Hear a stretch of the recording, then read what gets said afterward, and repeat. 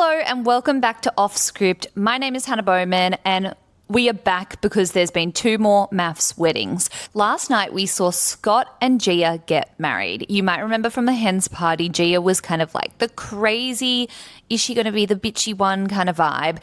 And Scott is the business owner, I am an alpha male kind of guy.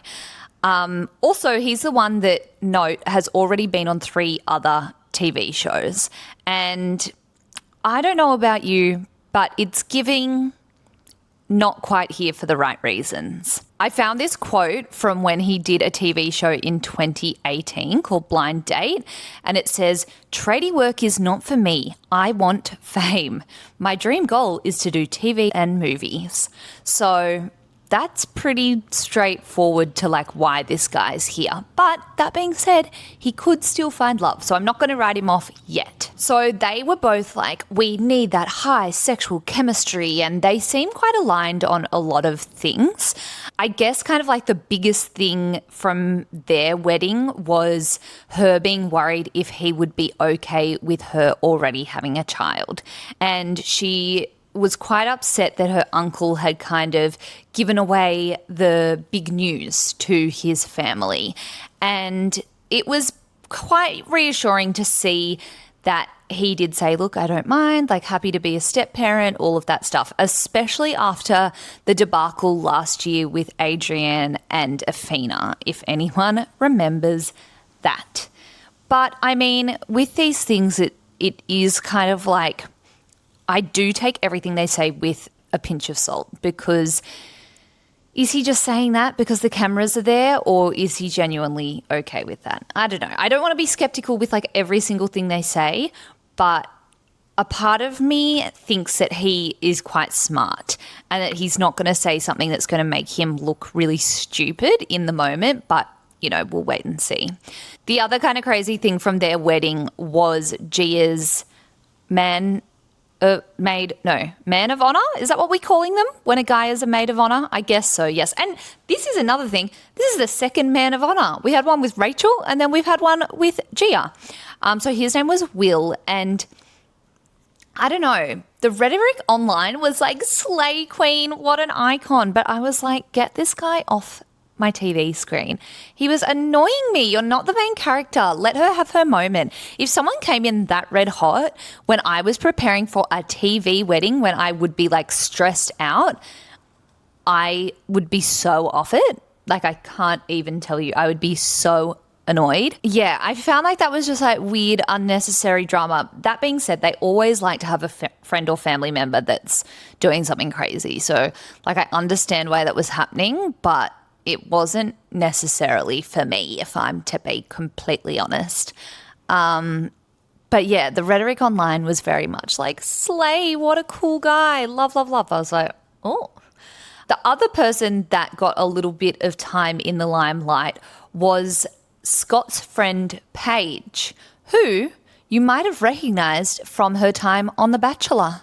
Yes, the reality TV world is small and the Australian reality TV world is minuscule. But yeah, if you go back to Lockie Gilbert's season of The Bachelor, she was on it. So if she looked familiar, that's a reason. Now, from what I've heard from this season, Gia and Beck end up fighting a lot and being really main characters within the group as a whole. So it will be interesting to see how it impacts Scott and Gia's relationship, because to be honest, they do seem like they could be quite compatible. So we'll see how it plays out. I don't know. They have a lot aligned and it seemed quite positive, but we all know how quickly things fall apart on this show. So I don't trust anything. We'll just have to wait and see.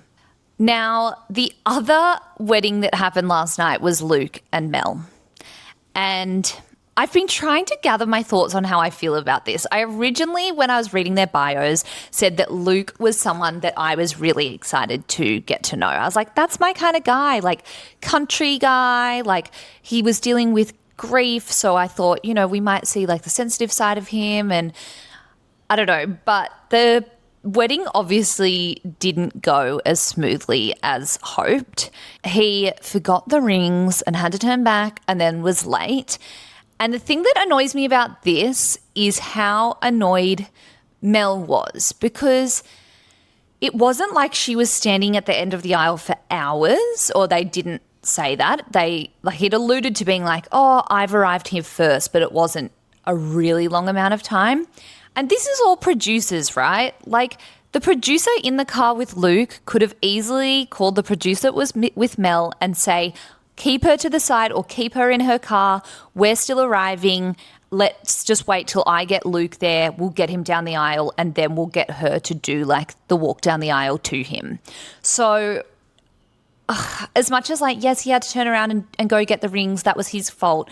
I do feel like the scene was manipulated in order to like create that drama. And then her being really apprehensive about that, I'm just like, girl, give him a chance. I know the chewing gum was rude. The chewing gum while she was doing her vows, like, no, like, get rid of that, mate. But I guess he was nervous, and I think he seems like a good guy. Like, I don't think he had any evil intent, and I don't think he was being like cocky and annoying. I think he realized like, oh God, I should have been there first. And I hope that she gives him a chance, but I feel like maybe she's the type of person that won't. Like, when she was talking to the mum, her mum was saying like, give him a chance. Like, it's okay. Like, if this is the worst that's going to happen, like, it's all fine. But I just have a feeling they're absolutely going to blow up. Like, the chemistry wasn't there. It was quite awkward. When they were taking the photos, it wasn't good. And it feels like their communication styles are really different. To be honest, I was about to say, I don't know why the experts match them. The producers have matched them because it's probably going to be an absolute shit show. But yeah, I can't see her on the farm. I can't. And also, does he live on the farm or is he just back there every now and then? I need to like find out more about this. But yeah, I think this working out is completely dependent on her just like coming down to his level a little bit and him raising up to hers, because they both seem like all right characters. I think just like the expectations are really mismatched.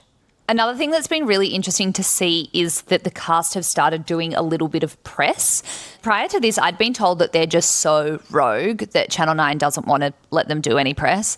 And what has happened today is kind of a testament to that. So Gia went on the Fox's Fifi, Fev and Nick radio show this morning, and within 10 minutes of being on the show, she dropped an F-bomb, which means they had to dump the audio.